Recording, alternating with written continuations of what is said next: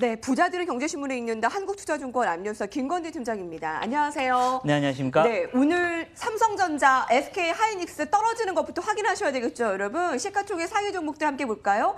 삼성전자나 SK하이닉스가 각각 한 5, 6%씩 약세 두드러지는 모습입니다. 많이 있네요.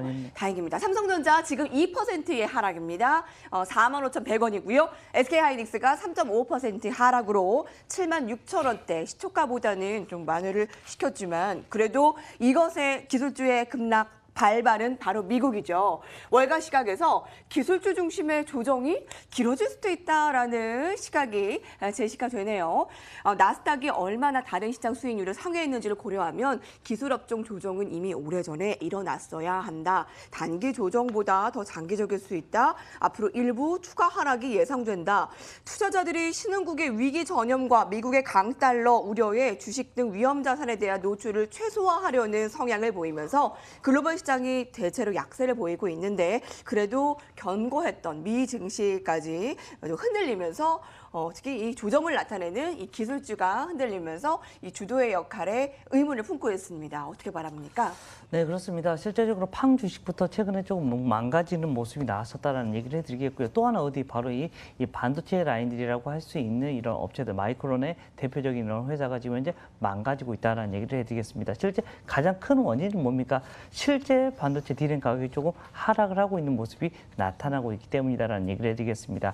그동안에는 어땠습니까? 계속해서 야 떨어질 거야 이 얘기만 나왔었지 실제로 디램 익스체인지 인덱스에 어떻게 보면 가격 지표를 보면 그렇게 떨어지는 게 없었었다. 근데 최근에는 가격이 조금씩 하락을 하고 있고요. 수요 측이 조금 많이 불확실해지는 것 같습니다. 그동안에 어떻게 보면 많이 쌓아놨던 이런 재고나 이런 게 많이 쌓여가기 시작을 하면서 이런 모양이 좀 바뀌어지고 있다는 거 얘기를 해드리겠습니다. 어떻게 보면 반도체가 뭐 한 3년 가까이 계속해서 화랑이었었는데 이제 조금씩 꺾여가는 게 아닌가 여기에 대한 이런 고민을 많이 시장에서 하고 있는 것 같다라는 거. 그러면서 나스닥의 흐름 자체가 좀 최근에 조금 하락을 하고 있는 모습입니다. 어떻게 보면 전 세계에서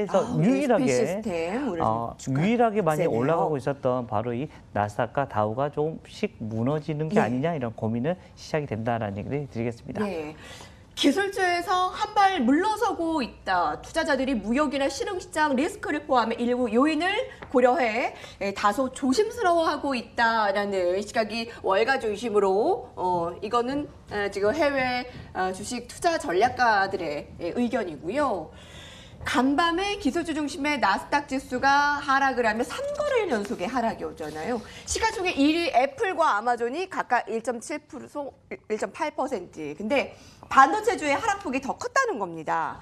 마이크론 테크놀로지가 10%나 하락을 했고요. 램 리서치와 어플라이드 매터리얼즈가 각각 7%, 5%씩 떨어졌습니다. 모건 스탠리는 가격 압박과 재고 부담을 증가하고 있다며 반도체 시장의 펀더멘털이 악화되고 있다라고 경고한 이후 반도체주는 급락세를 보였다라고 하는데 사실 이 반도체의 고점이 몇 달 전부터 계속 나왔잖아요. 네. 그때는 좀 크게 흔들리지 않더니 지금 좀 우르르 무너지는 현상에 대해서 좀 더 조정을 열어둬야 되는 건가요? 좀 우선은 열어두시는 게 맞지 않나라는 얘기를 해드리겠습니다. 그동안은 계속해서 열고를 외쳤던 이런 모습에서 이제는 실제로 디램 가격이 조금씩 하락을 하고 있습니다. 낸드 가격도까지 그러고 있고요. 앞으로의 이런 전망까지도 어떻게 보면 별로 좋지 않습니다. 그동안에 어떻게 보면 수요를 계속해서 어떻게 보면 가져갔던 게 뭐였냐면 서버였습니다. 서버 디램과 어떻게 보면 반도체 공장에 대한 이런 이슈들이 많았습니다. 즉 메모리 반도체에 대한 이런 이슈가들이 많았었는데 이게 수요가 조금씩 꺾이고 있는 거 아닌가라는 얘기를 해주겠고 데이터 센터도 이 정도 증설을 했으면 되는 게 아닌가라는 이런 모양이 나오면서 주가가 좀 고민. 어떻게 보면 SK 하이닉스하고 삼성전자가 3분기에 어떻게 보면 피크가 쳐지고 4분기 때부터는 좀 고민을 해야 되는 게 아닌가라는 이런 식의 흐름이 많이 도출이 되고 있다는 얘기를 드리겠습니다. 여러분, 미국 기술주로 발발된 한국 반도체주의 이렇게 흔들리는 모습 오늘 하루 종일 장중 특집으로 계속 확인하셔야 될 것 같습니다. 자, 이런 가운데 머니투데이에서는 해외 주식에 최근 9개월 동안 성과를 많이 낸 분들이 개인들이 많아서 기획 분석 기사를 냈는데요. 수익 못 내는 한국 주식이 지겹다. 부자도 개인들도 미국에 투자 원정을 하고 있다. 폭발하는 미국 주식 직구에 대한 기획 기사를 냈는데요. 조금 더 온라인으로 자세히 볼게요. 왕초보개미도 미국 주식 직구 열풍. 한국 개미가 간다. 폭발하는 미국 주식에 대한 미국 4차 산업 대표주의 베팅에 대박을 거두자. 최근에 1억 원 이상이 아니라 뭐 2, 3천만 원 가지고 하시는 분들도 소액 개인 투자자들까지 동참해 해외 주식 시대가 본격화됐는데요. 왜냐하면 먼저 표를 자세히 보실 텐데요. 해외 주식의 결제 금액을 비교를 해보면 결제 금액 증가 현황을 뚜렷하게 볼 수 있습니다. 올 들어 8월 말까지 해외 주식 결제 금액은 약 24조. 사상 최대치였던 지난해 결제 금액을 이미 8개월 만에 다 육박했고요. 왜 이렇게 해외 주식을 좋아하냐? 5년 수익률을 볼게요. 나스닥 125%, 코스피 20.5%. 국내 증시의 부진한 수익률에 지친 투자자들이 기록적인 강세장을 펼쳐진 미증시로 투자 원정에 나선 이유입니다. 자, 글로벌 기축통화인 달러로 4차 산업혁명의 선두에 선 기업을 직접 매수할 수 있다는 점이 투자 포인트인데요. 아마존, 알파벳, 알리바바, 애플, 넷플릭스, 마이크로소프트 등 국내에서도 한창 인기를 끌었던 4차 산업혁명의 주도주입니다. 자, 미국 뉴욕 증시가 대형 기술주를 등에 업고 사상 최장 강세장을 기록하면서 대박주가 속출하고 있는데요. 올 들어서 넷플릭스가 80% 급등했고요. 아마존도 70% 급등했고요. 투자자들을 흥분시키고 있습니다. 자, 고액 자산가 중심으로 이제는 소액 주식 투자자들까지 미국 주식 비중을 늘리는 추세. 어떻게 보면 이 기사가 뒷북이 될 수도 있어요. 지금 바로 월가 시각에서 기술주 중심으로 흔들리고 있다.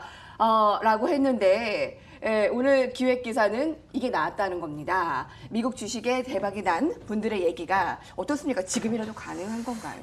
우선은 좀 어떻게 보면 포트폴리오를 많이 분산해 놓자라는 이런 차원이 좀 더 많았을 것 같다라는 얘기를 해드리겠습니다. 그리고 지금 현재 해외 투자로 좀 많이 자금이 쏠려버리니까 이게 어떻게 보면 국내 시장을 좀 정체기로 좀 빠뜨려지는 어떤 하나의 이슈가 되는 게 아니냐 이런 얘기까지 돌고 있는 게 사실이다라는 얘기를 해드리겠습니다. 실제적으로 우리가 누구나 아는 이런 해외 주식들은 대부분 많이 올랐다는 거 여러분들 아셔야 될 것 같고요. 향후에는 어떻게 하셔야 됩니다. 이쪽 라인 말고 다른 쪽 라인까지도 여러분들이 또 분석을 한 다음에 좀 여러분들이 베팅을 하시는 게 훨씬 더 나아 보인다. 물론 지금 이게 안 된다는 게 아닙니다. 여기는 계속해서 될 가능성이 높습니다. 실제 어떻게 보면 우리나라에 있으면 해외 것까지 계속해서 모든 것을 다 확인을 해야 됩니다. 어떻게 보면 영향이 있을 수밖에 없으니까. 그렇지만 미국의 주식은 어떻게 보면 다른 나라하고 크게 영향을 안 받고 올라갈 수가 있기 때문에 어떻게 보면 이게 더 편한 게 아니냐라는 이런 고민을 만들어줄 수가 있는 것 같다라는 얘기를 해드리겠고요.